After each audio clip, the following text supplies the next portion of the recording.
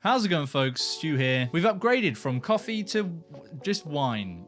We're at that point now. Is there any better sign of how this year's going? So next up from this year's London Film Festival, which, if you didn't know, is a thing that's happening right now, I saw Siberia, which is the latest collaboration from director Abel Ferrara and Willem Dafoe. Oh, hold on a second. Willem Dafoe, isn't he that one of the greatest actors at the moment? Yes, he is. That Willem Dafoe. So for that reason and that reason alone, I was incredibly excited for this one.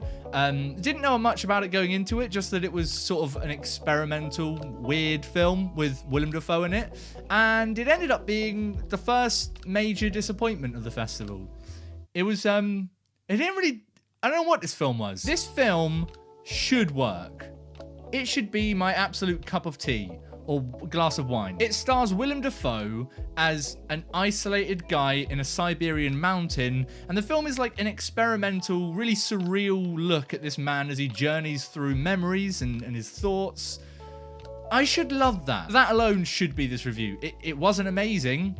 You've done something wrong here, Abel. It is one of those films which is just annoyingly experimental, annoyingly edgy.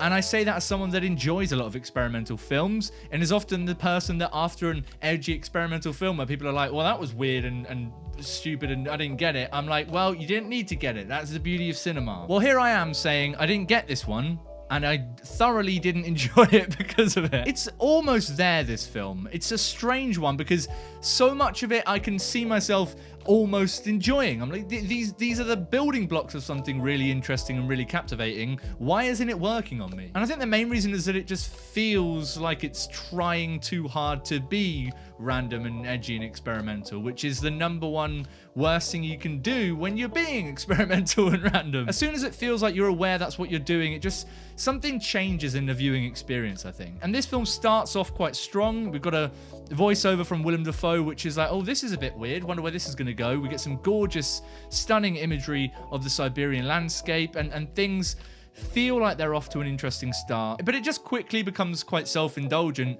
And I was just waiting for a point where that would end up amounting to anything for me. Every scene feels like it's sort of trying something different in its toolbox of edgy, experimental ways to delve into deep existential topics. But those deep existential topics never feel deep, or I'm not sure what you're getting at. What is the point? Is it just that memories exist and people have had a past? Is that it? It doesn't really feel like it gives you anything to cling on to, which sometimes it doesn't need that. Sometimes a film can just do what it wants to do and you can gather that yourself. But in this case, it would have helped so much just to have a thread of anything. And that just made for an incredibly unsatisfying watch. There's these random jump scares that are littered throughout the first half of this film. They just stopped doing them after a point, but I think it's just to make you feel a little bit on edge.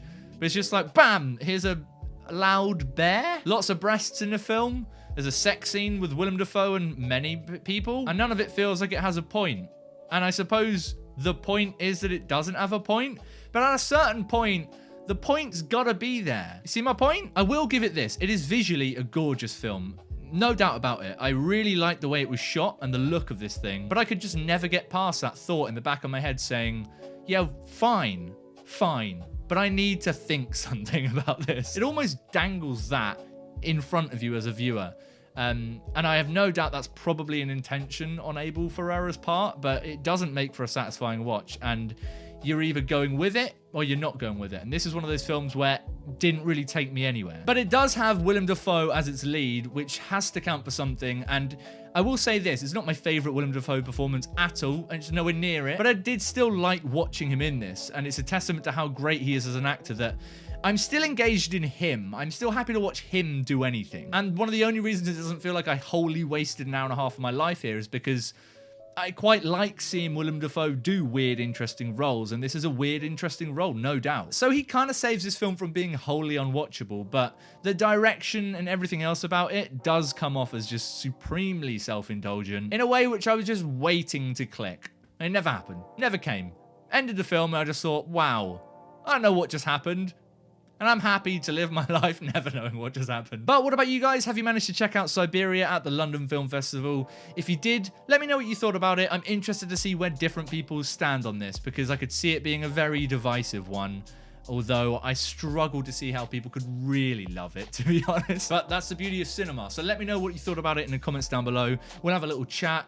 And I hope there's no slander on Willem Dafoe down there. Also, help me, I'll come for you. I'll see you guys tomorrow for another one from the film festival. But until then, pour yourself a glass of wine. Lord knows we need it. Lord knows we need it this year.